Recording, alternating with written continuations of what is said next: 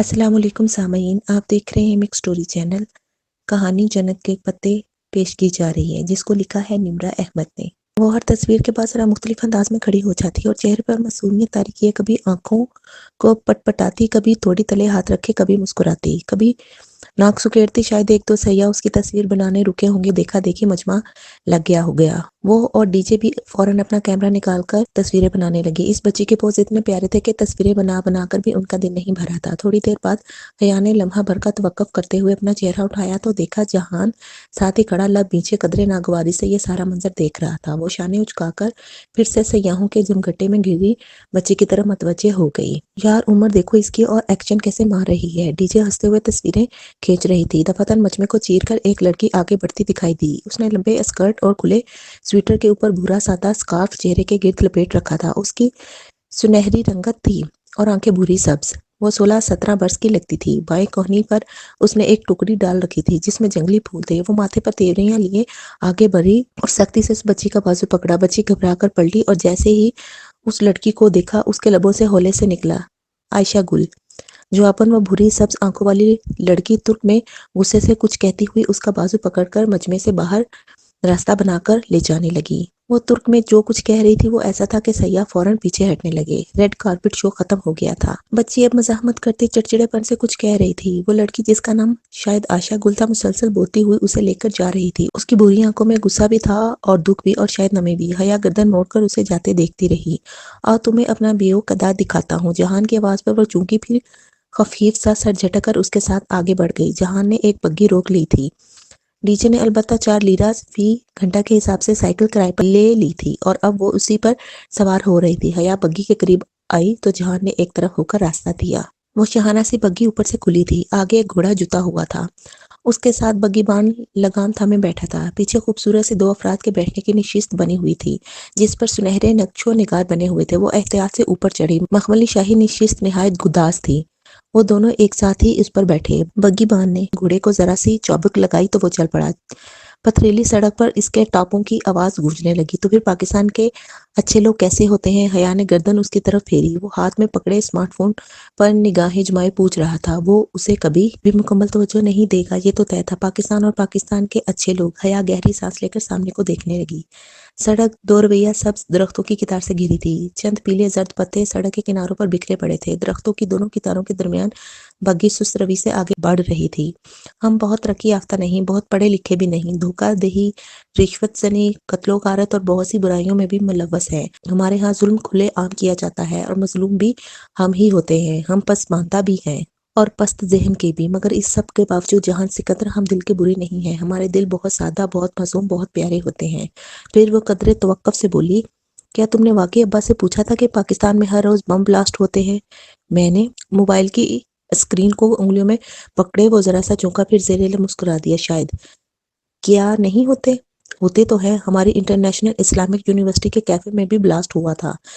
उस दिन हमारी एक फेयरवेल पार्टी थी और हम फ्रेंड्स ब्लास्ट से 10-15 मिनट पहले कैफे से निकली थी। जब हम दोबारा आए तो बहुत बुरा मंजिल था। वो खून, टूटा कांच, जली हुई दीवारें। उसने याद करके जैसे चुटचुरी ली। तो सिक्योरिटी इदारे क्या करते हैं? लगता तो नहीं कि कुछ करते हैं। खैर, तुर्की के लोग कैसे होते हैं?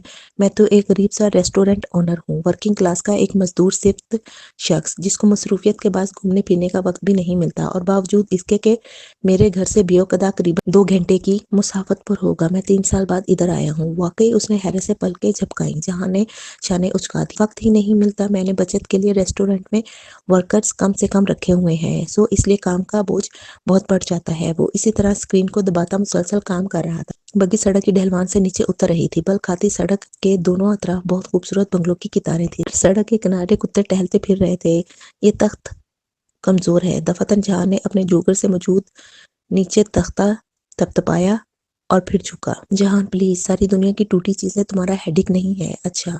वो जो झुक रहा था कदरे खफगी से सीधा हुआ और फिर से मोबाइल पर कुछ लिखने लगा। फोन रख भी दो मादाम, आप ये मत भूला करें कि आप एक गरीब वर्कर के साथ हैं जो अगर एक दिन का ऑफ लेगा तो सारे ऑर्डर्स में हेरा फेरी हो जाएगी। सो इस बेचारे को बहुत से काम यूं ही ऑन दी मूव भुगताने पड़ते हैं और वो ये भी जानता है कि इन तमाम मेहनतों के बावजूद वो अगले 10 साल तक भी बेओकदा के इन बंगलों जैसा आधा बंगला भी नहीं बना सकता। इसके कहने पर हया ने लाशौरी तौर पर सड़क के दोनों अतराफ बने बंगलों पर निगाह दौड़ाई और एक लम्हे को ठिठक कर रुक गई। दाईं तरफ जहान के इस जानिब जिस बंगले के सामने से बग्घी गुजर रही थी वो इतना आलीशान और खूबसूरत था कि निगाह नहीं टिकती थी। 4 मंजिला सफेद ऊंचे सतूनों पर वो महल यूं शाहाना अंदाज में खड़ा था जैसे कोई बब्बर शेर अपने पंजों पे बैठा होता है। इसके छोटे से बागीचे के आगे एक लकड़ी का सफेद गेट था। बग्घी आगे बढ़ गई तो वो गर्दन मोड़कर देखने लगी। सफेद महल के लकड़ी के गेट पर नाम की एक तख्ती लगी हुई थी जिस पर कदीम लातीनी हिज्जों के अंदाज में लिखा था ए.आर. पाशा। इसके दिल की धड़कन लम्हा भर को रुकी थी। इसके अंदाज पर जहां ने पलटकर इस घर को देखा था। अब क्या तुम अभी से मेरी जेब का मुकाबला इन बंगलों के साथ करने लगी हो? वो चूंकि फिर इस गेट को देखा जो अब दूर होता जा रहा था। नहीं तो वह सर झटकर आगे देखने लगी। फिर कितनी ही गलियों से वो खामोशी से गुजरे, यहाँ तक कि एक जगह जहां ने तुर्क में कुछ कहकर कोचवान से बग्घी रुकवा दी। हमने पूरे जजीरे का चक्कर लगाना था, फिर अभी से क्यों रुक गए? वो उतरने लगा तो हया बोल उठी, नमाज। जहां ने सामने मस्जिद की जानिब उंगली से इशारा किया। अच्छा। वो सर हिलाकर उठी, एक हाथ रॉड पर रखा और एहतियात से पांव नीचे पैडल पर रखकर उतरी। जहान पहले ही उतरकर मस्जिद के दरवाजे की तरफ बढ़ गया था। मस्जिद छोटी मगर साफ सुथरी थी। जहान मर्दों वाले हिस्से में चला गया तो वो वजू करके औरतों के प्रायर हाल में आ गई। हाल के एक कोने में एक लड़की बैठी थी। उसके सामने एक बच्ची उसी अंदाज में बैठी धीमी आवाज में कुछ कह रही थी। हया ने गीले बाजुओं की आस्तीनें नीचे करते हुए पागौर उन दोनों को देखती रही। ये वही दोनों लड़कियां थी जो अभी 2 गलियां छोड़कर सड़क पर उसे नजर आई थी। जामनी फ्रॉक वाली छोटी बच्ची और दूसरी भूरे स्कार्फ वाली संजीदा लड़की।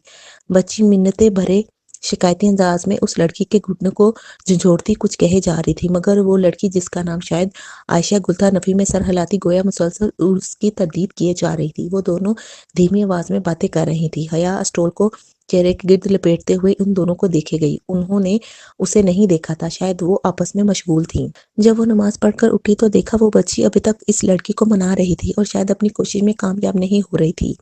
उसकी आवाज धीमी और जुबान अनजान थी, मगर कभी कभी वो बेबसी भरे अंदाज में चीख कर जरा जोर से आयशा गुल प्लीज कह उठती तो हया को सुनाई दे देता। एक आखिरी निगाह उन दोनों पर डालकर वो बाहर आ गई। मस्जिद के बरामदे में वो तन्हा नमाज पढ़ रहा था।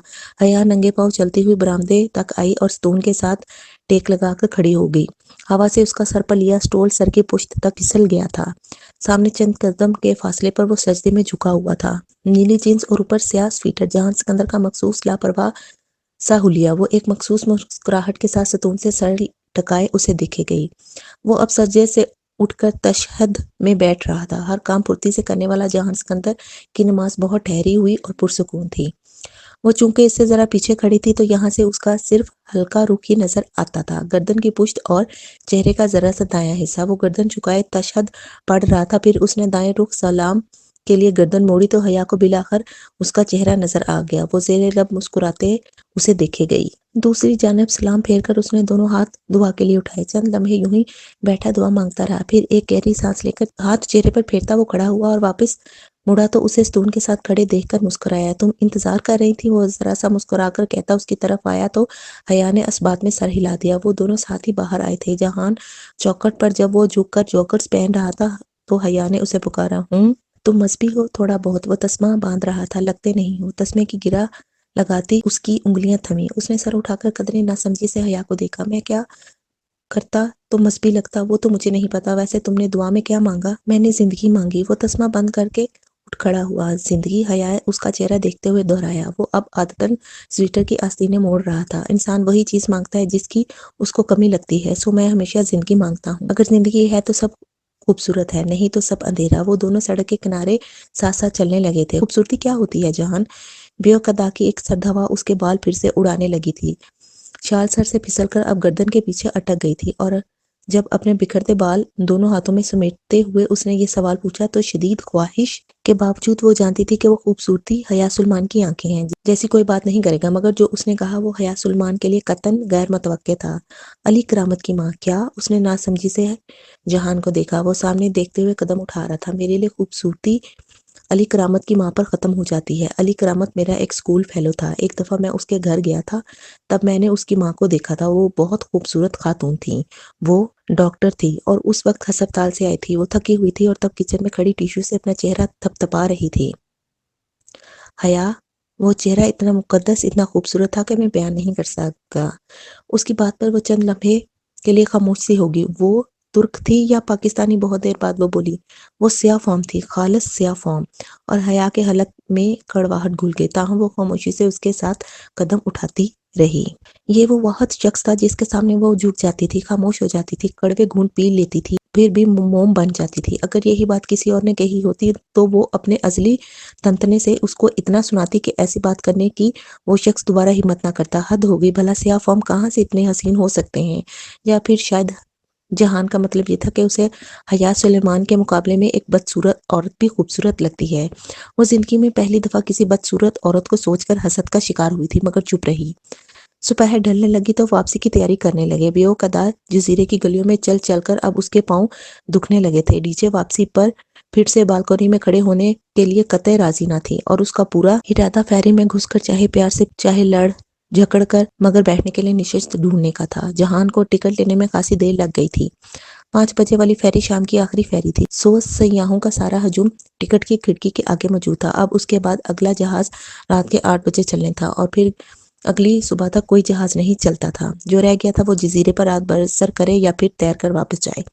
اگر تم دونوں اسی رفتار سے چلتی رہیں تو فیری نکل جائے گی، اور پھر واقعی تمہیں تیر کر واپس جانا پڑے گا۔ وہ ان دونوں کی سست روی پر خاصا جھنجھلا کر بولا۔ جواباً وہ قدرے خفت سے ذرا تیز چلنے لگی۔ بندرگاہ کچا کچ سیاحوں سے بھری ہوئی تھی۔ وہ تینوں اس رش میں بامشکل راستہ بناتے آگے بڑھ رہے تھے۔ جہان آگے تھا اور فتون پیچھے۔ اسے اب اپنے ریسٹورینٹ کی فکر ہونے لگی تھی۔ پراپرٹی کی مالکہ نے آ کر پھر سے کوئی ہنگامہ کیا تھا۔ جہان اسے اس سارے معاملے میں قدرے پریشان اور متاسف لگا تھا، گو کہ وہ تاثرات چھپانے کی مکمل کوشش کر رہا تھا، مگر وہ اس کا ہر رنگ اب پہچاننے لگی تھی۔ وہ تینوں فیری کی طرف جاتے بورڈ کی جانب بڑھ رہے تھے جب کسی نے حیا کی کوہنی کو ذرا سا چھوا۔ "Modem, modem!" وہ ٹھٹک کر رکی اور گردن موڑی۔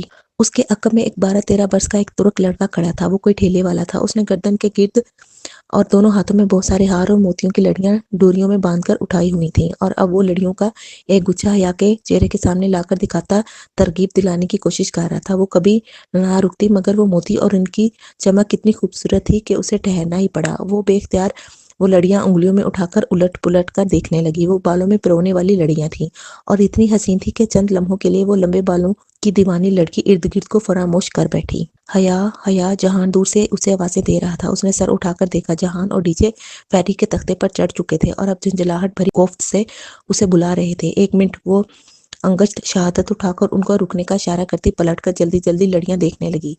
"How much?" اس نے 2 لڑیاں الگ کر کے پوچھا۔ 10 لیرہ، 10 لیرہ۔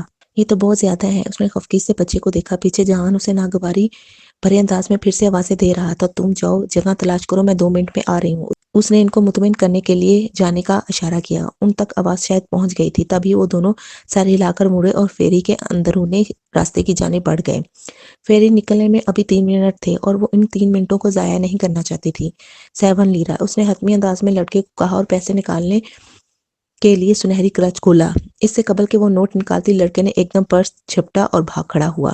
لمحہ بھر کو اسے سمجھ نہیں آئی کہ ہوا کیا ہے، اور جب سمجھ آیا تو وہ "رکو، رکو، میرا پرس!" وہ چلاتی ہوئی اس کے پیچھے لپکی۔ جہان، ڈی جے فیری اس افتاد میں اسے سب بھول گیا۔ لڑکا پھرتی سے بھاگتا چلا جا رہا تھا۔ سیاح افراتفری میں فیری کی طرف بڑھ رہے تھے۔ کسی کے پاس توجہ کرنے کو وقت نہ تھا۔ وہ تیز قدموں سے دوڑتی اس لڑکے کے پیچھے آئی۔ وہ بازار کی طرف مڑ گیا اور اب ایک گلی کے عین وسط میں کھڑا تھا۔ حیا جیسے ہی بھاگتی ہوئی اس گلی میں داخل ہوئی، لڑکے نے چونک کر اسے دیکھا اور پھر سے بھاگ کھڑا ہوا۔ "رکو، رکو!" وہ غصے سے چلاتی اس کے پیچھے دوڑ رہی تھی۔ لڑکا خاصا پھرتیلا لگ رہا تھا، مگر وہ اتنا تیز نہیں بھاگتا تھا۔ 3 گلیاں عبور کر کے وہ کسی رہائشی علاقے میں داخل ہوا اور سرپٹ دوڑتا ہوا دائیں طرف کی قطار میں بنگلوں میں سے ایک کا گیٹ عبور کر گیا۔ وہ ہانپتی ہوئی اس گیٹ تک آئی۔ گیٹ نیم ہوا تھا۔ لڑکا اندر ہی کہیں گیا تھا۔ دور کہیں فیری نکل چکی تھی۔ ڈی جے اور جہاں جزیرے سے چلے گئے تھے اور وہ ادھر تنہا ہی رہ گئی تھی، لیکن یہ وقت وہ سب سوچنے کا نہیں تھا۔ اسے اپنا پرس اور پاسپورٹ واپس لینا تھا، ہر صورت۔ اس نے ایک لمحے کو اس نیم ہوا گیٹ کو دیکھا اور پھر اس کے پیچھے کھڑے اس عالیشان سفید محل کو، اور پھر تیزی سے اندر آئی۔ یہ وہی سفید محل تھا جو اس نے دوپہر میں دیکھا تھا۔ چھوٹے سے باغیچے میں خاموشی چھائی تھی۔ شام کے پردے اب نیلے پڑ رہے تھے۔ وہ پھولتے سانس کو ہموار کرتی متذبذب سی چلتی بنگلے کے داخلی دروازے تک آئی اور بیل کی تلاش میں ادھر ادھر دیکھا۔ لکڑی کا اونچا منقش دروازہ قدیم طرز کا بنا ہوا تھا۔ اس کے آس پاس بیل نامی کوئی شے نہ تھی۔ وہ کیا کرے؟ یوں منہ اٹھا کر کسی کے گھر میں کیسے گھس جائے، مگر وہ بھی تو اسی گھر میں چھپنے کی نیت سے داخل ہوا تھا، اسے بہرحال اندر جانا تھا۔ ایک مصمم ارادہ کر کے اس نے کندھے پر پھسلتی شال درست کی اور دروازے کا سنہری ناپ گھمایا۔ وہ قدیم وقتوں کی کوئی امر ہوئی شہزادی تھی جو راستہ بھٹک کر اس جزیرے پر آ نکلی تھی اور اب سلطان کے محل کے سامنے کھڑی تھی۔ دروازہ چر کی آواز کے ساتھ کھلتا چلا گیا، اندر ہر سو اندھیرا تھا۔ اس نے چوکھٹ پر قدم دھرا، ہیلو! وہ 2 قدم مزید آگے آئی اور پکارا۔ اس کی آواز کی گونج در و دیوار سے ٹکرا کر پلٹ آئی۔ وہ کسی لابی میں کھڑی تھی، وہاں نیم تاریکی سی چھائی تھی، صرف کھلے دروازے سے آتی شام کی نیلگوں روشنی میں آگے جاتی راہداری سی نظر آ رہی تھی۔ اس کا دل عجیب سی بے چینی و خوف میں گرنے لگا۔ کوئی ہے؟ اب اس نے پکارا تو آواز میں ذرا ارتاش تھا۔ ایک دم اس کے عقب میں ٹھا کے ساتھ دروازہ بند ہوا اور کلک کے ساتھ لاک لگنے کی آواز آئی۔ وہ گھبرا کر پلٹی اور دروازے کی طرف لپکی۔ ڈور ناپ بامشکل اس کے ہاتھ لگا۔ اس نے زور سے ناپ کھینچا، پھر گھمایا، مگر بے سود۔ دروازہ باہر سے بند کیا جا چکا تھا۔ اوپن دی ڈور! وہ دونوں ہتھیلیوں سے لکڑی کا دروازہ پیٹنے لگی، ساتھ ہی وہ خوفزدہ سی دبی دبی آواز میں چلا رہی تھی، شہزادوں کے جزیروں پر خوش آمدید! کسی نے بہت دھیرے سے اس کے عقب میں کہا تھا۔ شہزادوں کے جزیرے پر خوش آمدید! کسی نے بہت آہستہ سے اس کے عقب میں کہا تھا۔ وہ کرنٹ کھا کر پلٹی۔ لابی تاریک تھی، البتہ اندر کی سمت مڑتی راہداری کے آخری سرے پر کوئی ٹمٹماتی سی زرد روشنی دکھائی دے رہی تھی۔ وہ آواز بھی وہیں سے آئی تھی۔ اس نے پلٹ کر آخری بار دروازے کی ناپ کو گھمایا۔ اب اسے اس محل سے نکلنے کا کوئی دوسرا راستہ تلاش کرنا تھا۔ جو بے وقوفی وہ کر چکی تھی اسے انجام تک پہنچانا ہی تھا۔ وہ آنکھیں سکیڑ کر اندھیرے میں دیکھتی آگے بڑھی۔ تاریک راہداری کے اس پار کوئی بڑا سا کمرہ تھا، شاید لانگ روم۔ گھپ اندھیرے میں وہ زرد سی موم بتی کی روشنیاں وہیں سے آ رہی تھیں۔ کون؟ اس نے چوکنے والے انداز میں پکارا۔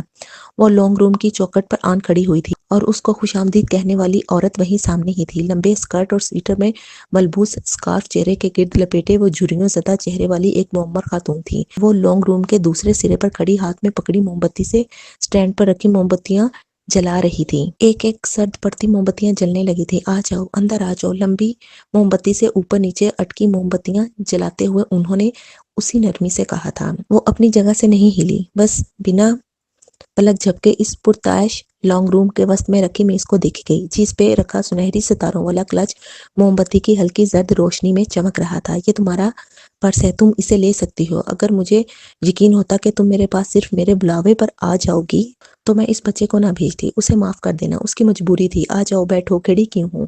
وہ ہاتھ میں پکڑی موم بتیاں لیے اب سامنے رکھی ڈائننگ ٹیبل کی طرف بڑھ گئی۔ وہاں بھی ایک بڑا سا کینڈل سٹینڈ نظر آ رہا تھا، اس کے اوپر جگہ جگہ موم بتیاں سیدھی کھڑی تھیں۔ وہ ایک ایک کر کے ان موم بتیوں کو بھی روشن کرنے لگی۔ حیا کسی معمول کی طرح چلتی ہوئی آگے بڑھی اور بڑے صوفے کے کنارے کی نشست پر جا ٹکی۔ اس کی نگاہیں ابھی تک قریب رکھی میز پر دھرے اپنے سنہری کلچ پہ تھیں۔ کچھ کھاؤ گی؟ اس نے ہولے سے نفی میں سر ہلایا۔ بہت ساری ہمت مجتمع کر کے وہ بمشکل کہہ پائی، آپ نے مجھے یہاں کس لیے بلایا ہے؟ مجھے تم سے کچھ پوچھنا ہے اور تمہیں کچھ بتانا ہے۔ عبدالرحمن آج صبح کی فلائٹ سے انڈیا چلا گیا ہے، مگر جاتے جاتے اس نے یہ کام میرے ذمہ لگایا تھا۔ وہ اب اس کی جانب پشت کیے آخری موم بتی جلا رہی تھی۔ وہ عبدالرحمن کے نام پر حیران نہیں ہوئی۔ اس نے دوپہر میں ہی اس گھر کے باہر گیٹ پر لگی تختی دیکھ لی تھی۔ اس کے باوجود جب وہ بچہ اس گھر میں داخل ہوا تب بھی وہ اس کے پیچھے چلی گئی۔ وہ صرف اپنا پرس لینے آئی تھی یا کسی معمے کے حل کے لیے؟ وہ کسی نتیجے پہ پہنچنے سے قاصر تھی۔ آپ کا عبدالرحمن پاشا سے کیا رشتہ ہے؟ وہ بولی تو اس کی آواز زرد روشنی کی مانند مدھم تھی۔ آہستہ آہستہ اس کا خوف زائل ہو رہا تھا۔ میں عبدالرحمن کی ماں ہوں۔ انہوں نے ہاتھ میں پکڑی موم بتی میز پر رکھی اور انگلی کی پوروں پر لگی موم کھرچی، پھر پلٹ کر اس کی طرف آئیں۔ عبدالرحمن نے تمہیں ملنے کا کہا تھا، لیکن جب تم نے انکار کیا تو بھلے وہ ہاتھ اور دامن کا صاف نہ ہو، دل کا اتنا صاف ہے کہ وہ رکتا نہیں۔ البتہ جاتے جاتے اس نے میرے ذمے یہ کام لگایا تھا کہ میں تم سے مل لوں اور تمہیں ان سوالوں کے جواب دے دوں جو تمہارے ذہن میں کلبلاتے رہتے ہیں۔ وہ دم سادے خاموشی سے اس معمر عورت کو دیکھے گئی جو ٹھہر ٹھہر کر بول رہی تھی۔ ان دونوں کے درمیان رکھے کارنر ٹیبل پر ایک فوٹو فریم رکھا تھا، اس میں 2 چہرے مسکرا رہے تھے، ایک وہی معمر خاتون اور دوسرا ان کے ساتھ ایک 35-36 برس کا مرد جس کے بال گھنگریالے اور لمبے تھے۔ آنکھوں پر موٹے فریم کا چشمہ تھا، چہرے پر چھوٹی سی داڑھی جس میں جگہ جگہ سفید بال جھلکتے تھے۔ نہایت گہری سانولی رنگت کا وہ شخص بہت ہی عام سا قبول صورت مرد تھا۔ اس سے پہلے کہ میں کچھ بتاؤں، تم اگر کچھ پوچھنا چاہتی ہو تو پوچھ لو۔ حیا نے فوٹو فریم سے نگاہ ہٹا کر ان کو دیکھا جو مسکراتی पुरशफ़क़त निगाहों से उसे देख रही थी। वो दरवाज़ा बंद होने पर डर गई थी, मगर अब इस डर का शायबा तक नहीं था। अब्दुर्रहमान पाशा मुझे फूल क्यों भेजता है? सफ़ेद फूल, जो शायद दुश्मनी की अलामत होते हैं। इसके सवाल पर वो हौले से मुस्कुराईं। हर शख्स का अपना एक अंदाज़ होता है। शायद वो इसी तरह फूल इसलिए भेजता था ताकि तुम्हें चौंकाए, तुम्हारी तवज्जो हासिल करे। मगर वो मुझे कैसे जानता है? उसने अपनी उलझन सामने रखी जो उसको मुसलसल परेशान किए हुए थी। मैं तुम्हें यही बताना चाहती थी। उन्होंने एक गहरी सांस ली। दिसंबर में तुमने जिस चैरिटी इवेंट में शिरकत की थी, वो इस्लामाबाद में उस वक्त इसी होटल में था। वहां उसने तुम्हें पहली बार देखा और उसी रात पहली बार तुम्हें फूल भेजे थे। एकदम से उसकी 2 ढाई माह की बेचैनी का इख्तिताम हो गया। उसे फौरन से याद आ गया जिस रात उसे जुबान जी की तरफ से सिलेक्शन की मेल आई थी, इसी दोपहर उसने चैरिटी लंच अटेंड किया था जो ज़ारा की कज़न की किसी स्टूडेंट फेडरेशन के ताउन से मुनक्कद किया गया था। इस शहर में कई बिजनेसमैन और दीगर बाअसर शख्सियात ने शिरकत की थी। वो और ज़ारा भी यूं ही चली गईं। यकीनन उसे अब्दुर्रहमान पाशा ने वहीं देखा होगा। ये मुमकिन था। तुम्हें वो डॉली नामी ख्वाजा सरा तो याद होगा। उसे अब्दुर्रहमान ने ही तुम्हारे ताक़ुब पर लगाया था। डॉली उसके आबाई घर का पुराना खादम है, बरसों से हमारे साथ है। वो सिर्फ तुम्हारी मदद के लिए तुम्हारे पीछे आता था। जहाँ तक ताल्लुक है इस मेजर का जिसको तुमने उसकी माँ और बहन के सामने बेइज्जत किया था, उसकी मदद भी अब्दुर्रहमान ने तुम्हारी वीडियो हटवाने के लिए ही ली थी। ये अलग बात है कि इस वक्त अब्दुर्रहमान इस बात से ला इल्म था कि वो मेजर कर्नल कियानी का बेटा है। कर्नल कियानी जानती हो कौन है? उसने धीरे से नफी में सर हिलाया। कर्नल कियानी वो थे जिसको तुम्हारे फूफा ने मुल्क छोड़ते हुए अपने केस में फंसा दिया था। बेगुनाह होते हुए भी कर्नल कियानी ने कई साल सजा काटी और गो के वो बाद में रहा हो गए थे। उन्होंने कैद की सोबतों में लगने वाली बीमारियों के हाथों जिंदगी हार दी। इस मेजर की शादी होने वाली है। उसने तुम्हें सिर्फ अपने किसी जाती मंसूबे के लिए फंसाना चाहा था, मगर तुम बेफिक्र हो, वो अब तुम्हें तंग नहीं करेगा। तो ये था सारा खेल, एक बाअसर शख्स के अपनी मोहब्बत को पा लेने के लिए इस्तेमाल करता कुछ मोहरों की कहानी। सारी गुत्थियां सुलझ गई थी। अब आप मुझसे क्या चाहती हैं? वो जरा सर्द लहजे में बोली। तुम ये घर देख रही हो, बियोकदा में इस वक्त बिजली का कोई पोल मरम्मत के बायस काम नहीं कर रहा, सो इस इलाके में बिजली बंद है। वरना जिस घर में तुम बैठी हो वो बियोकदा का सबसे खूबसूरत, सबसे आलीशान महल है। ये दौलत, ये शान और शौकत, ये ताकत, ये सब कुछ, और एक ऐसा शख्स जो तुमसे वाकईतन मोहब्बत करता है, ये सब तुम्हारा हो सकता है अगर तुम उसे कबूल कर लो, अगर तुम अब्दुर्रहमान से शादी कर लो। मैंने यही कहने के लिए तुम्हें बुलाया है। हया ने एक गहरी सांस अंदर खींची। आपको पता है जब कोई शख्स किसी औरत को अजियत देता है और उसकी बेइज्जती का बाइस बनता है तो क्या होता है? वो औरत उसकी इज्जत करना छोड़ देती है। मैंने भी अब्दुर्रहमान पाशा की इज्जत करना छोड़ दी है। मैं शादीशुदा हूँ, इसलिए मेरा जवाब साफ इनकार है। क्या है? उस एक मामूली से रेस्टोरेंट ओनर के पास जो अब्दुर्रहमान के पास नहीं। वो जरा हैरान हुई थी। उसके पास हया सुलेमान है और अब्दुल रहमान पाशा के पास हया सुलेमान नहीं है। वो बहुत इस्तेहजा से चबा चबा कर बोली थी। वो खातून लाजवाब सी खामोश होगी, और अगर वो ना रहे तब भी तुम्हारा जवाब इनकार ही होगा। वो यकदम अंदर तक काम गई। ये धमकी है नहीं, महज एक सवाल। मेरा जवाब फिर भी इनकार होगा। ठीक है, फिर तुम बेफिक्र हो जाओ। अब्दुर्रहमान जबरदस्ती का कायल नहीं है, ना वो इश्क में जोक लेने वाला शख्स है। वो आज के बाद ना तुम्हें फोन करेगा, ना तुम्हारा पीछा करवाएगा, ना ही तुम्हारे रास्ते में आएगा। वैसे भी वो 2 ढाई माह से कबल इंडिया से वापस नहीं आ पाएगा और उसके आने तक तुम जा चुकी होगी। उसने मुझसे कहा था कि अगर तुम्हारा जवाब इनकार में हो तो मैं तुम्हें इस चीज की गारंटी दे दूं कि वो तुम्हें अब कभी परेशान नहीं करेगा। तुम जा सकती हो। आखिरी फेरी 8 बजे निकलेगी। अगर तुम चाहो तो टिकट के पैसे। बहुत शुक्रिया, मेरे पास पैसे हैं। उसने अपना क्लच उठाया और तेजी से उठी। सुनो, तुम अच्छी लड़की हो, कभी दोबारा वियोकदा आना हो तो इधर जरूर आना, मुझे तुमसे मिलकर खुशी होगी। मगर मुझे नहीं होगी। वो वापस पलट गई। नीम तारीख राहदारी के दूसरे सिरे पर बने दरवाजे का नाब उसने घुमाया तो वो खुल गया। वो दरवाजा खोलकर बाहर आ गई। पत्थर बन जाने के खौफ से उसने पीछे मुड़कर नहीं देखा। बाहर शाम की नीलगू रोशनी डूब रही थी। हरसों अंधेरा छाने लगा था। वो दरवाजा बंद करके आगे रवश पर आई। उसी पल बाहर से किसी ने सफेद गेट खोला। नीम अंधेरे में भी उसे वो दोनों साफ नजर आ रही थीं। वो तुर्क में बातें करती हाथ में हाथ डाले चली आ रही थी। वही गहरे जामनी फ्रॉक वाली बच्ची और भूरे स्कार्फ वाली बड़ी लड़की जिसके बाजू पर जंगली फूलों से भरी टोकरी थी। वो मगन सी बच्ची का हाथ थामे चली आ रही थी। उसे सामने से आता देखकर ठिठक कर रुक गई। हया तेज कदमों से आगे चली गई। भूरे स्कार्फ वाली लड़की रुककर गर्दन मोड़े उसे जाते देखी गई। बच्ची ने उसे झंझोड़ा तो वो चूंकी, फिर सर झटक कर अंदर की तरफ जाते हुए आबनूसी दरवाजे की तरफ बढ़ गई। हया तेज तेज कदम उठाते हुए सड़क के किनारे चल रही थी। समंदर की तरफ से आती हुई हवा मजीद सर्द हो गई थी। नीलगू स्याह पड़ती शाम दम तोड़ रही थी। जब तक वो वापस बंदरगाह पर पहुंची शाम अंधेरे में बदल चुकी थी। تاریک رات، ویران سمندر، پرسرار جزیرہ۔ اس کا دل چاہ رہا تھا کہ کوئی محفوظ جگہ ملے تو وہ پھوٹ پھوٹ کر رو دے۔ ابھی تو وہ رونے کی ہمت بھی نہیں کر پا رہی تھی۔ رات کی فیری کتنی بجے آئے گی؟ اس نے ٹکٹ کی کھڑکی سے جھانکتے آفیسر سے پوچھا۔ اس کا موبائل جہان ساتھ لایا تھا، مگر وہ واپس نہیں لے سکی تھی، اور جہان اور ڈی جے کے موبائل نمبرز اسے زبانی یاد نہیں تھے، ورنہ کہیں سے کال کر لیتی۔ وہ چلے گئے ہوں گے اور پریشان ہوں گے، وہ اندازہ کر سکتی تھی۔ 8 بجے ٹکٹ چیکر نے جواب دیتے ہوئے بغور اسے دیکھا، پھر ساتھ رکھا کاغذ اٹھا کر دیکھا۔ آر یو حیا سلیمان، پاکستان تورست؟ اس نے کہنے کے ساتھ وہ پرنٹ آؤٹ اس کے سامنے کیا، جس میں اس کی اور ڈی جے کی آج دوپہر کی کھینچی تصویر پرنٹ کی گئی تھی۔ یس آئی ایم، میری فیری نکل گئی تھی، کیا میرے فرینڈز ادھر ہی ہیں؟ فراتے جذبات سے اس کی آنکھیں ڈبڈبا گئی تھیں۔ اس نے سوچ بھی کیسے لیا تھا کہ وہ اسے چھوڑ کر چلے گئے ہوں گے؟ پولیس اسٹیشن، کم پولیس اسٹیشن۔ اور جب وہ پولیس آفیسرز کے ہمراہ پولیس اسٹیشن پہنچی تو اندرونی کمرے میں اسے وہ دونوں نظر آ گئے۔ ڈی جے کرسی پر سر دونوں ہاتھوں میں تھامے بیٹھی تھی، جبکہ جہان انگلی اٹھائے درشتی سے سامنے بیٹھے افیسر سے کچھ کہہ رہا تھا۔ افسر جواباً نفی میں سر ہلاتے ہوئے کچھ کہنے کی صحیح کر رہا تھا، مگر وہ نہیں سن رہا تھا۔ چوکھٹ پر آہٹ ہوئی تو وہ بولتے بولتے رکا اور گردن موڑ دی۔ وہ بھیگی آنکھوں سے دروازے میں کھڑی تھی، اس کی انگلی اٹھی نیچے گر گئی، لب بھیج گئے۔ ایک دم ہی وہ کرسی کے پیچھے سے نکل کر اس کے سامنے آیا تھا۔ کدھر تھی تم؟ اس کی آنکھوں سے آنسو ٹپ ٹپ گرنے لگے۔ میں کھو گئی تھی، وہ بچہ میرا پرس لے کر بھاگا تو آدھے بیوقع ادا نے تمہیں اس کے پیچھے بھاگتے دیکھا۔ عقل نام کی چیز بھی تم میں ہے یا نہیں؟ ایک پرس کے لیے تم اس کے پیچھے بھاگی، فیری چھوٹ جائے گی یا وہ تمہیں نقصان نہ پہنچا دے، تمہیں اس بات کا کوئی خیال تھا؟ وہ غصے سے چلایا، کیوں نہ بھاگتی میں اس کے پیچھے؟ پرس میں میرا پاسپورٹ تھا، زبان جی کا کارڈ تھا، بعد میں پریشان ہوتی کہ اور جو پریشانی ہمیں ہوئی وہ ہم اس 1.5 گھنٹے میں پاگلوں کی طرح پورے جزیرے پر ڈھونڈ رہے تھے۔ جانتی ہو ہماری کیا حالت تھی؟ ڈی جے جو اس کے چلانے کے باعث رک گئی تھی اب آگے بڑھی اور اس کے گلے لگ گئی۔ حیا تم بالکل پاگل ہو۔ اس کی آنکھیں رونے سے محترم تھیں، وہ دونوں پھر رونے لگی تھی۔ حد ہوتی ہے غیر ذمہ داری کی، آئندہ میں تم دونوں کے ساتھ کہیں نہیں جاؤں گا، وہ بھنا کر کہتا واپس پولیس افسر کی طرف پلٹ گیا۔ وہ ابھی تک روئے جا رہی تھی، اسے پتا تھا کہ واپسی پر جہان کی بہت سی باتیں سننی پڑیں گی۔